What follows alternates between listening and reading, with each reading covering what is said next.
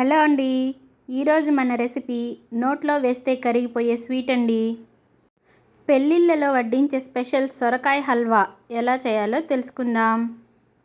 Sweet తినాలనిపించినా లేదా ఇంట్లో functions ఉన్నప్పుడు కానీ, పండుగల సీజన్లో కానీ హడావిడి లేకుండా ముందే ఈ హల్వా చేసి ఫ్రిడ్జ్లో పెడితే వారం రోజుల పైన అస్సలు టేస్ట్ మారకుండా అంతే జ్యూసీగా ఉంటుందండి. హల్వా టెక్స్చర్ అస్సలు మిస్ కాకుండా నోట్లో వేస్తే వెన్నెలా కరిగిపోయేలా పక్కా కొలతలతో ఎక్స్ట్రా టిప్స్తో ఎలా చేయాలో ఇప్పుడు తెలుసుకుందాం. సొరకాయను కడిగి పైన చెక్కు తీసుకోవాలి. లోపలి గింజల భాగాన్ని పూర్తిగా కట్ చేసుకోవాలి. ఇలా కేవలం గట్టిగా ఉండే సొరకాయ పార్ట్ మాత్రమే తురుముకోవాలి. తురిమిన సొరకాయను గట్టిగా పిండుకోవాలి. అప్పుడే మన హల్వా పచ్చివాసన త్వరగా పోయి ముద్ద అవ్వకుండా పర్ఫెక్ట్ టెక్స్చర్తో వస్తుంది. ఈ సొరకాయ పిండిన నీరుని పారేయకుండా చపాతీ పిండి కలుపుకోవటానికి వాడుకోవచ్చు. హల్వా చేయటానికి మాత్రం ఇలా సొరకాయ తురుముని గట్టిగా పిండుకోవాలి. నాకు ఇక్కడ 1.5 కప్పు సొరకాయ తురుము ఉంది. ఒక కడాయిలో నెయ్యి వేసి వేడయ్యాక బాదాం ముక్కలు వేసి దోరగా వేయించుకోవాలి.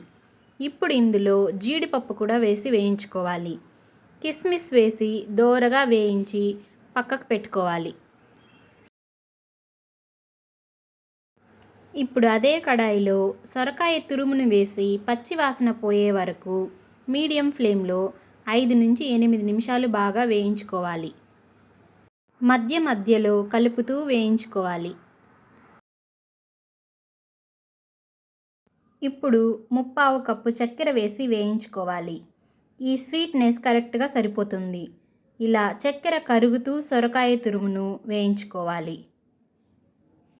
ఇలా చక్కెర కరిగి క్యారమలైజ్ అవ్వడం వల్ల హల్వాకు మంచి మెరుపు వస్తుంది. ఇలా చక్కెరతో కలిపి ఉడికించడం వల్ల హల్వా ఎక్కువ రోజులు పాడవకుండా నిల్వ ఉంటుంది. 1/2 లీటర్ పాలు సగం అయ్యే వరకు కాచిన పాలను ఇప్పుడు పోయాలి. సొరకాయ తురుము మెత్తగా ఉడికే వరకు మధ్య మధ్యలో కలుపుతూ ఉడికించుకోవాలి. యాలకుల పొడి కూడా వేసి పాలు మరింత దగ్గర పడే వరకు ఉడికించుకోవాలి. ఈ స్టేజ్లో చిటికెడు గ్రీన్ ఫుడ్ కలర్ వేసుకోవచ్చు. కలర్ అనేది పూర్తిగా మీ ఆప్షనల్ అండి. చూడడానికి కలర్ఫుల్గా కనిపించడం కోసం నేను ఇక్కడ కొద్దిగా గ్రీన్ ఫుడ్ కలర్ని వాడుతున్నాను. మీకు ఇష్టం లేకపోతే హ్యాపీగా స్కిప్ చేసేయచ్చు. మరో 5 నిమిషాలకి ఇలా దగ్గర పడుతుంది.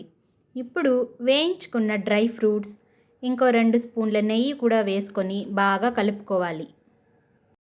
1 నిమిషం తర్వాత స్టవ్ ఆఫ్ చేసి వేడిగా అయినా లేదా చల్లగా అయినా సర్వ్ చేసుకోవచ్చు. చూసారు కదండి, నోట్లో వేస్తే వెన్నెలా కరిగిపోయే మన సొరకాయ హల్వా రెడీ అయిపోయింది. చూడడానికే కాదు, టేస్ట్ కూడా చాలా చాలా అద్భుతంగా ఉంటుంది. రాబోయే పండగల సీజన్లో మీరు కూడా ఈ రెసిపీని ట్రై చేసి మీకు ఎలా కుదిరిందో కామెంట్లో నాతో షేర్ చేసుకోండి.